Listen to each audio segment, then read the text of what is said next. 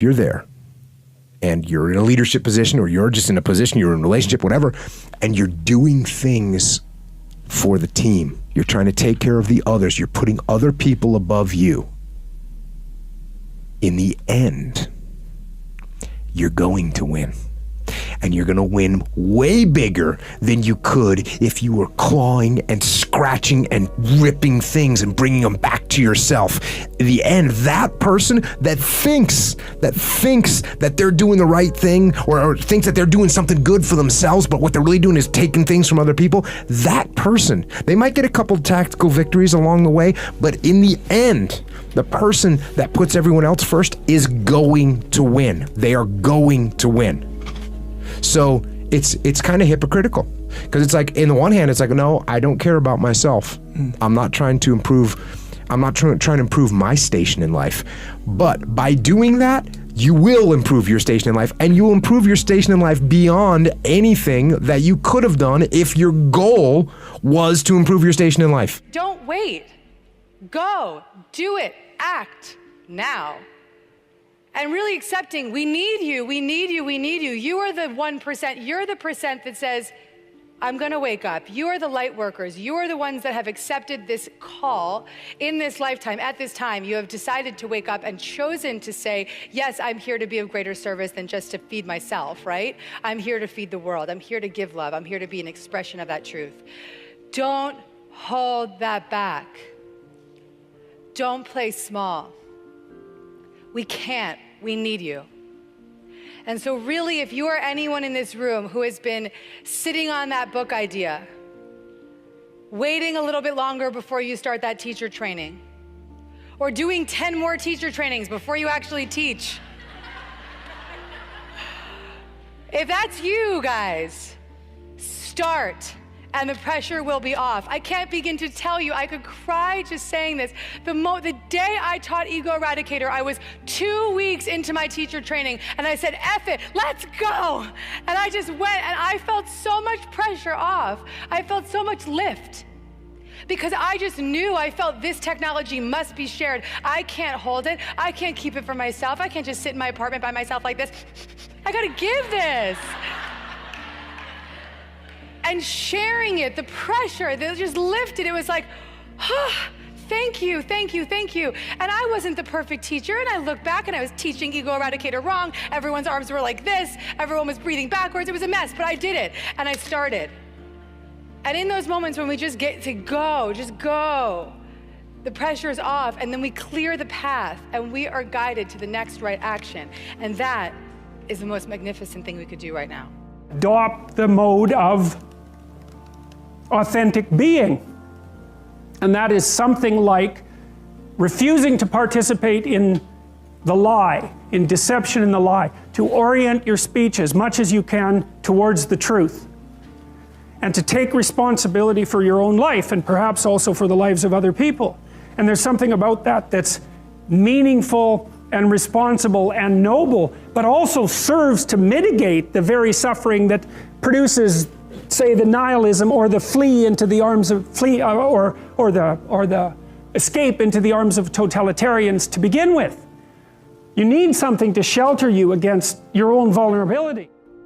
A good fight is just to be diligent and committed and disciplined, doing what you hate to do, but do it like you love it. You know, always testing yourself and forcing yourself to the limits. You know, if you know you if you love women, then deny yourself that. You know what I mean? That's what success in general is all about, sacrifice. From my experience, of any little success I may have had, just be willing to sacrifice, you know. Unfortunately, sometimes you can't have fun accomplishing your goals. And when sometimes people don't have the determination, the will, and the steadfastness, the tenacity, they give in under the slightest struggle. Taking responsibility, accepting responsibility is not an admission of guilt. Like you're not admitting that you're at fault. Taking responsibility is a recognition of the power that you seize when you stop blaming people. It's not like you're letting somebody who wronged you off the hook. Like, taking responsibility is an act of emotional self-defense. Taking responsibility is taking your power back. You initiate the action aggressively. You go. Because the idea isn't going to execute itself. And the book isn't going to write itself. And the weights out in the gym, they're not going to move themselves. You have to do it, and you have to do it now. And that means you got to stop thinking about it and stop dreaming about it and stop researching every aspect of it and reading all about it and debating the pros and cons of it. Just start doing it. Take that first step and make it happen. Get after it. And get after it here and now. Says you can hold a ballet and that can be successful. And you can hold a rock concert and that can be successful. Just don't hold a ballet and advertise it as a rock concert. And so you need to be clear with all of your stakeholders with, are you holding a ballet or are you holding a rock concert? And then people get to self-select in. We hire people who are really motivated by building new customer experiences. They like to pioneer. They like the rate of change.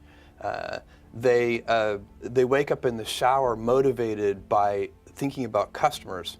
And occasionally somebody joins Amazon who their primary motivation comes from thinking about competition or competitors. Those people can find Amazon a little dull. Again, it's not about right or wrong. It's just that different people are motivated by different things. And what happens with corporate cultures is that over time, people collect themselves in a way where they like that culture, and then it becomes self-sustaining. One thing that I can really attribute to every failure in my life, whether it be personal, financial, in any kind of way, business, whatever, it's because of a lack of my attempt to take action. I did not take action. And it kind of changed once I got the fact that action is the key. It changed my life in many, many ways. Many, many kids and many grown-ups do figure out over time what their passions are. And sometimes we let I don't think it's that hard. I think what happens though sometimes is that we let our intellectual selves overrule those passions. And so that's what needs to be guarded against. If you configure your life so that what you are genuinely doing is aiming at the highest possible good, then the things that you need to survive and to thrive on a day-to-day basis will deliver themselves to you. That's a hypothesis, and it's not some simple hypothesis, right? Because what it basically says is, if you dare to do the most difficult thing that you can conceptualize, your life will work out better than it will if you do anything else. Well, how are you going to find out if that's true? Well, it's a Kierkegaardian leap of faith. There's no way you're going to find out whether or not that's true unless you do it. So no one can tell you either, because just because it works for someone else, I mean, that's interesting and all that, but it's no proof that it'll work for you. You have to be all in this game. There is no more effective way of operating in the world than to conceptualize the highest good that you can and then strive to attain it. There's no more practical pathway to the kind of success that you could have if you actually knew what success was. The world shifts itself around your aim, because you're a creature that has an aim. You have to have an aim in order to do something. You're an aiming creature. You look at a point and you move towards it. It's built right into you. And so you have an aim. Well, let's say your aim is the highest possible aim. Well then, so that sets up the world around you. It organizes all of your perceptions. It organizes what you see and you don't see. It organizes your emotions and your motivations. So you organize yourself around that aim, and then what happens is the day manifests itself as a set of challenges and problems, and if you solve them properly, then you stay on the pathway towards that aim. and you can concentrate on the day, and so that way you get to have your cake and eat it too, because you can point into the distance, the far distance, and you can live in the day. And it seems to me that makes every moment of the day supercharged with meaning. That's how, because if everything that you're doing every day is related to the highest possible aim that you can conceptualize, well, that's the very definition of the meaning that would sustain you in your life. Personally, I love restrictions because it forces you to create, in this kind of like boundaries. And maybe you think of neat ideas because of these restrictions. Always in a film, you wish that you could be doing something else. It's just like having it becomes, you want to escape. And I think it's like this pressure and responsibility, just yearning to be doing anything, and going anywhere. So many times going to the studio in the morning, I wish the driver would, become crazy and take me anywhere. But when you get there, you're back in it and working. In spite of the restrictions, it's such a fantastic process, and it's creating is the coolest thing that we can do. Failure is part of life. I mean, the difference for me though is I look at failure as a stepping stone to success. It's a speed bump. I know I'm going to fail, but it's not failure if you learn something. And so, gosh, I've made so many mistakes. I've screwed so many things up, but every time I do, it just becomes a way for me to explain to someone else what it takes. It's like, here's what I've done. I think I have the ability to influence people because I talk about my failures. I talk about all the things that messed me up, but I show people that I didn't let it stop me, and you don't let it stop you. And I think that's really the secret in that area. And if everything you touch was successful, you probably wouldn't be able to relate to people as much. No, you'll be relate, and also it's be total bullshit, and everyone knows it's bullshit.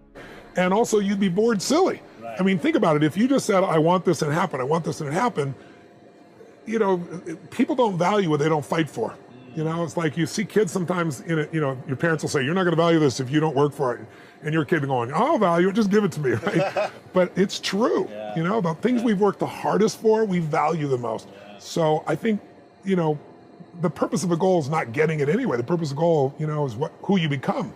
Who you become is going to make you happy or it's going to make you sad. Yeah. So I'm not looking for an effortless approach. Sure. There's no such thing.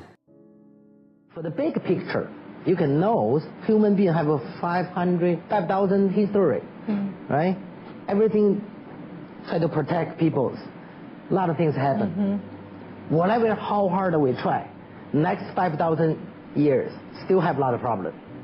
Cannot be perfect. It's not this planet, not this earth. Because we have a lot of cultures, a lot of religion, a lot of things, a lot of disaster. A lot of problems. Today we face this problem, 200 years later they face another problem. The most important we want to share is 21st century beliefs. If every human being do a little bit, not just earthquakes, a lot of things, education, a lot of things we can change. I think belief is the most important. This is why the Harvard professor told me, say, I like your idea, I want to study your idea, become the class. Because everybody come to my office, ask how to get the money. I need the money. Teach me how to get the money. So everybody talk about the money. Right. But Wen Foundation is the first one, is not the money, it's the heart. If you can share the beliefs to the people's heart, if he come in, more people join the family. That's a big, very strong foundation. Right. Because think about it, in China. Let's think about it in China. We have 22 people. Even we have 200 people. How to solve 1 billion people problem? Impossible. But if everybody join this family, we can do something. Right. It's about. For you, it sounds like it's about selling the belief. This and the world has 6 billion people. If you could get everyone to do something, the impact will be huge. That's why, in the Sichuan earthquake, we did a lot of things. It's not one person because Jelly famous. No, it's a lot of NGOs helping us. 70 NGOs. A lot of companies, they don't need a name. They just support the Wen Foundation. The whole foundation moved together. We go to Sichuan, we have 500 volunteers. Where it come from? I don't know. Don't know their name. They work very hard, harder than Jie Li. Jie Li just what JD do, just planning. Well, they're really they're really do the same thing. Go to the lot of places. It's right. It's great things they do. Right, you guys. I really want to say the family is not JD. It's not even foundation. If the family power is very strong. Right. If you constantly remind yourself after every defeat, after every setback, every time you get knocked down, I've got a saying, if life knocks you down, try and land on your back, because if you can look up, you can get up. See, a lot of people, because of failure, they stop believing. Let me share something with you. You will fail your way to success. Yes. 8 out of 10 millionaires have been financially bankrupt. You will fail your way to success. It doesn't matter how many times you fail. It doesn't matter how many times people tell you that you can't do it. It doesn't matter if you don't have a dime in the bank. If the biggest enemy is ourselves, we need to fight. We learning special professional martial art. Everybody get a lot of injuries in the past. You need to fight with them. Overcome. Every day, you need to work, continue, to show your strength and do your best. Right. That's, I think, real mean the fearless today from JD's head is do your best every day. That's your message. It. And let the result come. Right. You cannot control, let them go. Right. Let them come. It doesn't matter. Do your best, everything, every day, everyday training, work, everything is good enough. Well, you should be afraid of taking risks and pursuing something meaningful. But you should be more afraid of staying where you are if it's making you miserable. It's like the first thing you want to do is dispense with the idea that you get to have any permanent security outside of your ability to contend and adapt. It's the same issue with children.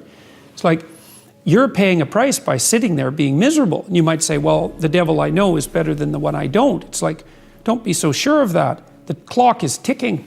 Yeah, and if you're miserable in your job now and you change nothing, in 5 years you'll be much more miserable and you'll be a lot older. But isn't it a luxury to pursue what is meaningful? Our viewers have mortgages, they have children, they have payments and loans. It's a luxury to pursue because we lack the resources. Well, I don't remember now, I'm not talking about what makes you happy. It's a luxury to pursue what makes you happy. It's a moral obligation to pursue what you find meaningful.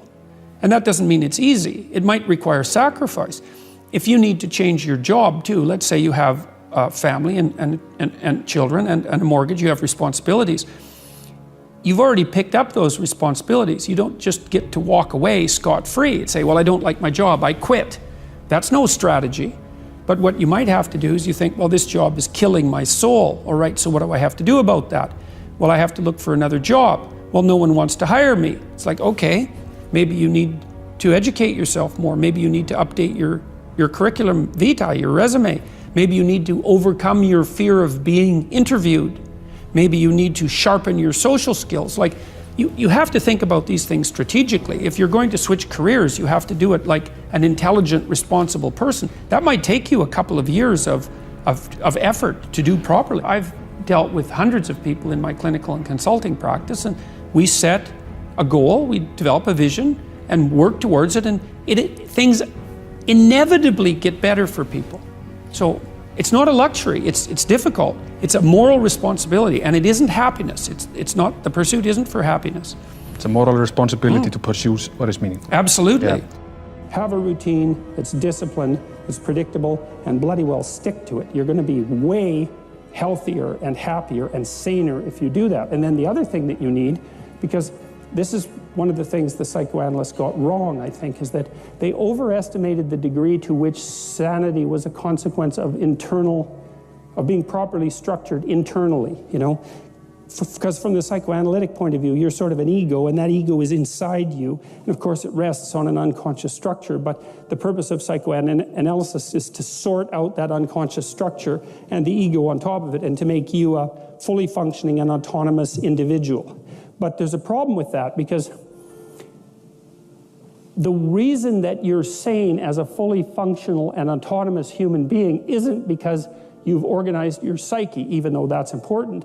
The reason that you're sane if you have a well-organized unconscious and ego is because other people can tolerate having you around for reasonably extensive periods of time and will cuff you across the back of the head every time you do something so stupid that people will dislike you permanently if you continue. And so what people are doing to each other all the time, just nonstop, is broadcasting sanity signals back and forth, right? It's like you smile at people if they're not only behaving properly, but behaving in a way that you would like to see them continue to behave. You frown at them if they're not, you ignore them if they're not, you shun them, you roll your eyes at them, you manifest a disgust face, you don't listen to them, you interrupt them, you won't cooperate with them, you won't compete with them. It's like you're blasting signals at other people about how to regulate their behavior so frequently, well, it just makes up all of your social interaction. That's why we face each other, and we have emotional displays on our face, and we're looking at each other's eyes, and we know as much as we can about what's going on with each other, given that we don't have immediate access to the contents of their consciousness. And so partly what you're doing with your routine is establishing yourself as a credible, reliable, trustworthy, potentially interesting human being who isn't going to do anything too erratic at any moment. And everyone else is around there tapping you into shape, making sure that that's exactly what you are. And that's how you stay sane. And so what happens to people too, if they don't have a routine and they get isolated, is they start to drift. And they drift badly because the world is too complicated for you to keep it organized all by yourself. You just cannot do it. So we outsource the problem of sanity. And it's very intelligent that we outsource the problem of sanity, because sanity is an impossibly complex problem. And so the way that we manage the incredibly complex problem is we have a very large number of brains working simultaneously on the problem all the time. Seek failures. See, if you're playing it safe, you're not going to win. If you're playing it safe, like that old saying, you know, you were taught when you're a little girl, better to be safe than sorry. Well, that's a bunch of crap. It's not better to be safe than sorry. It's by trying things that you figure out how far you can go.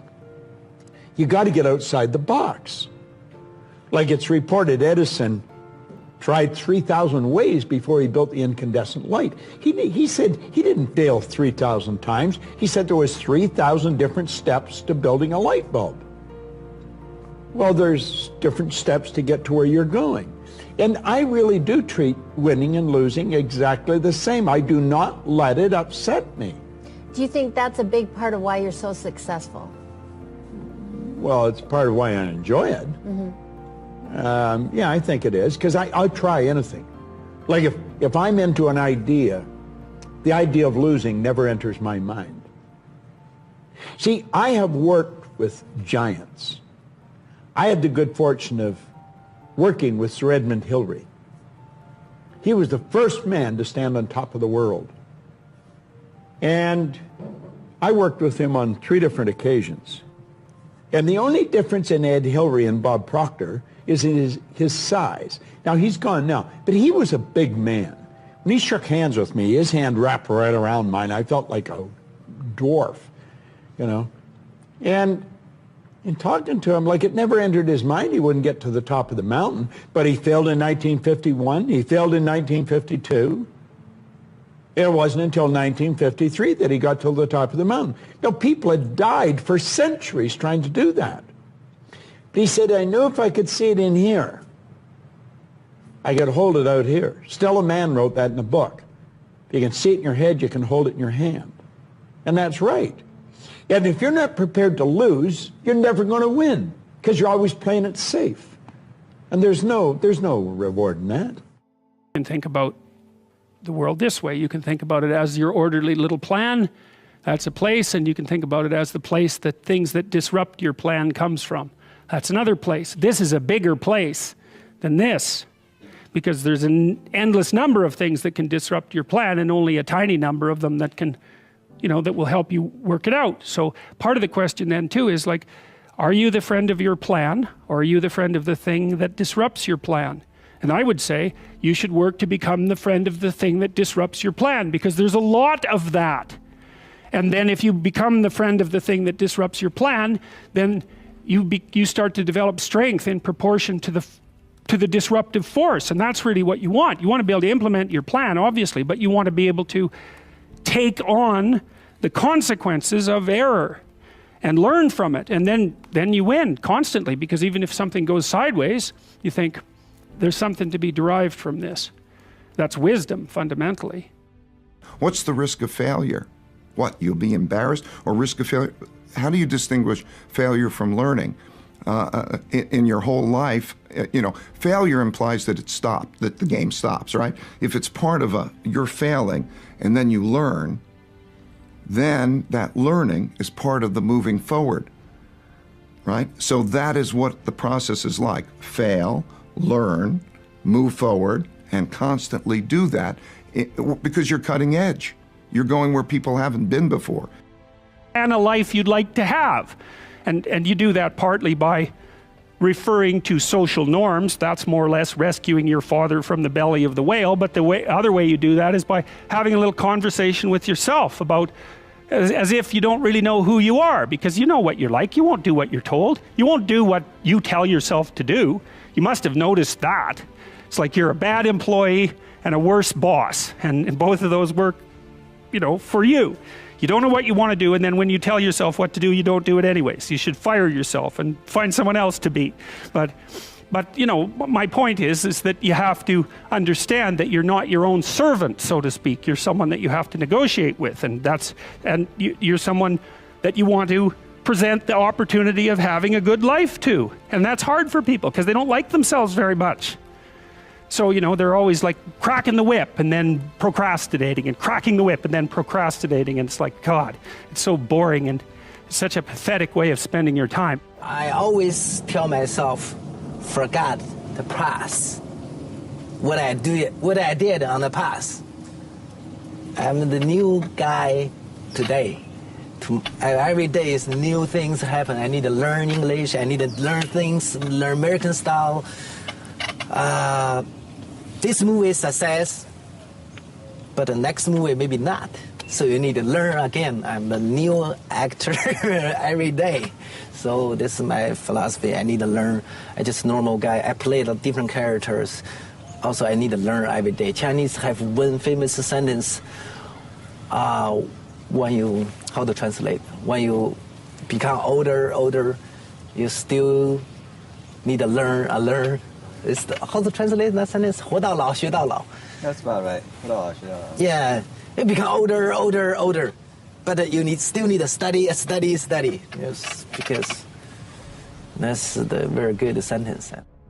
In order to be successful, you must have one big goal. I give a goal-setting exercise all over the world that is life-changing. I go back a year later, or 2 years later, or 3 years later, and I have thousands of people come up to me, almost like a guru or a sage, and they say, you changed my life, you made me rich. And I said, it was the goals, wasn't it? And they said, yes, it was the goals. How did you know? And what I teach is this, is take a piece of paper, make a list of 10 goals that you'd like to achieve in the next 12 months. These are one-year goals. Now, sometimes I'll have a 1 day, a 1 week, a 1 month, 3 months, 6 months, but they're all goals that you want to accomplish within 12 months. Then you look over this list and you say, if I could wave a magic wand and achieve any one goal on this list within 24 hours, which one goal would have the greatest positive impact on my life? And then you look at your list of 10 and the answer will jump out at you. And that becomes your major definite purpose. This becomes your major goal. Then you transfer this to a clean sheet of paper and you write a deadline when you want to achieve this goal. You make a list of everything that you could think of that you could do to achieve this goal. You then organize this list like a checklist in order of sequence. What do you do first? What do you do second? What do you do third? And then you take action on your goal, and then you do something on that goal every day, 7 days a week. It's a very simple system. Decide the most important goal, write it down, make a plan, work on it every day. And then all of your other goals will start to move forward. You'll start to make progress on the big goal, but all the other goals will start to move forward almost without you even paying attention to them. So that's really the key to success, is single focus. Warren Buffett and Bill Gates were at a dinner party with Bill Gates' father and a large number of other people at Bill Gates' home in Seattle last year. And they were chatting with each other, they're very good friends, and somebody came up to them and said, excuse me, gentlemen, I don't mean to interrupt you, but you're three of the most important, most successful people in the world. Bill Gates and Warren Buffett are number one, number two wealthiest men in the world. What would you say is the most important ingredient for success. And they all stopped and broke off their conversation and all turned simultaneously and looked at the man and said, focus. Focus is the most important quality for success. If you can focus, you can do anything. If you can't focus, you must always work for someone else who will make you focus. Now, wonderfully enough, focusing is like learning how to ride a bicycle or type with a keyboard. It's a learnable skill. You can learn to focus by practicing focus until it becomes automatic. One of my favorite quotes is from Goethe, the German philosopher, and he said, everything is hard before it's easy. So the formation of any new habit is hard before it's easy. You have to keep working at it. It's just like a bicycle. You keep falling down. You have to keep getting back up again until finally it becomes easier and easier, and soon it becomes automatic. Abraham Maslow said that life is about growth. And he said, you can either go back to your comfort zone, and there you won't find any growth, or you must be willing to go forward and face your fears again and again and again. Because you're never going to have a fear-free existence. I mean, some fear is acceptable and legitimate. There are some things that you really should be afraid of. Now, you shouldn't allow it to immobilize you. You acknowledge it, you take it into account, and you carry yourself accordingly. There are times that we should proceed with caution, but it's the difference between being stopped by fear. It's the difference between having a fear and the fear having you. So what do? One, acknowledge it, and knowing that it's okay. Don't condemn yourself for being afraid. It's perfectly fine to have some fears. You acknowledge your fears, you embrace those fears, and then you move on. You act on whatever it is that you fear. Because once you embrace it, see, what you resist will persist. What you resist will persist. So one of the most important things is to begin to embrace your fear. The fear of bodily harm, that's legitimate. When I was a disc jockey in Columbus, Ohio, you know, I was young, about 22, 23, thought I was tough, and I was on the air, and Al Green, who was a great performer at that time and still is now singing gospel music, had a record. His first hit record was Back Up Train. So a guy came in the town and was impersonating Al Green. I happened to know Al Green because I'd already booked him. And so when I found out this guy was impersonating Al Green, I came on the air and did an editorial about him, and I exposed him. He was a rather big fellow, and so he had the word out that when I see this guy Les Brown, the disc jockey, I'm going to knock him in the mouth for having a big mouth. So I was driving down Main Street in Columbus, Ohio, had my son in a car, and I always had this little saying, hey, if anybody ever put a threat on me, I'm going to make them honor it. So I saw this guy in the street. So I pull around. I said, excuse me, I'll be right back. Got out of the car. I said, hey, man, I heard you said that you were looking for me. I'm Les Brown. He said, you are? I said, yeah. I said, what is it? I'm the one that said that you were an imposter. I said, I want to know what you're going to do about it. He opened his coat and he had a gun there. I say, but whatever I said to hurt your feelings, I want you to know it's all right.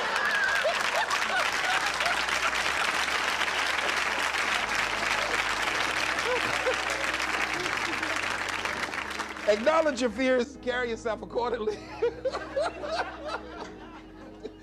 and do what makes sense for you. Well, one major fear I've always had is a fear of the dentist. And this fear had me. I didn't have that fear. And what really reinforced it, you got to watch things that can feed your fear. I saw a movie that most people would not remember. This movie was starring Dustin Hoffman. It's called The Marathon Man, with Laurence Olivier. When he's trying to get a confession out of here. And he took this drill out. Let me tell you something. When he went in Dustin Hoffman's mouth with that drill, I had $1 worth of popcorn. That popcorn went everywhere. Oh!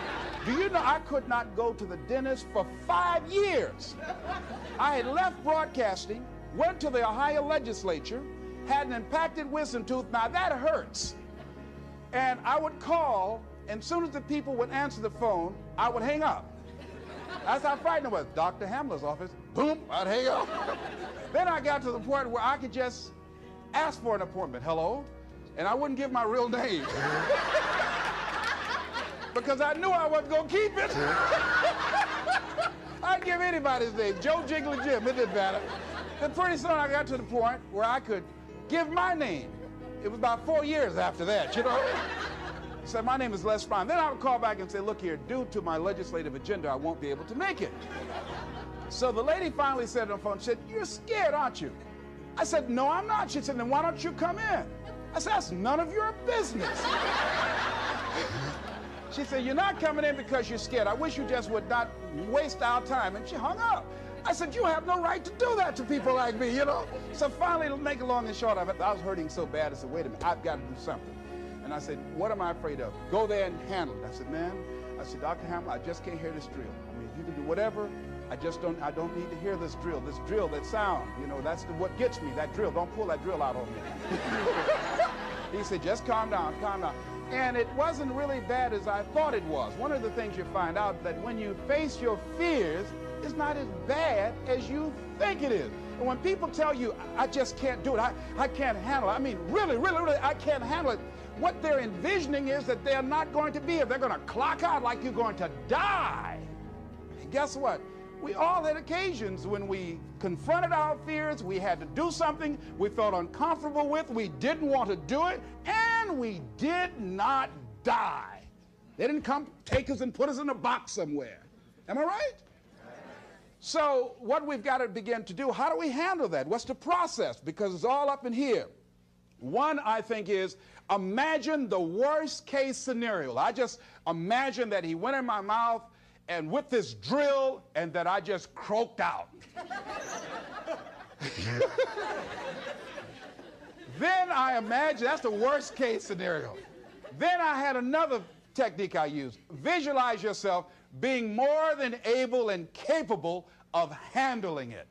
And I used to have a tremendous inferiority complex about speaking before people that I felt who had more going for them than I did. Because I'm not college trained, I used to feel that college people were the most intelligent people on the planet.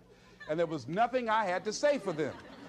And what will they listen to me for? That's the way I felt. And so I had to visualize myself speaking before them, speaking before various audiences that had more going for them than I did, and realize and appreciate my own value and that I was a worthwhile person, even though I didn't have all going for me. I didn't have the money, I didn't have the education that they had. So part of the process is seeing yourself, being worthy, being capable, having what you need to make you a worthwhile person, and that you're more than able, and that you deserve to be listened to, or you deserve to have that dream and that passion and whatever it is that you see and envision there. You've got to see it in your mind's eye and know that you've got what it takes. Repeat after me, please. I must see in my mind's eye.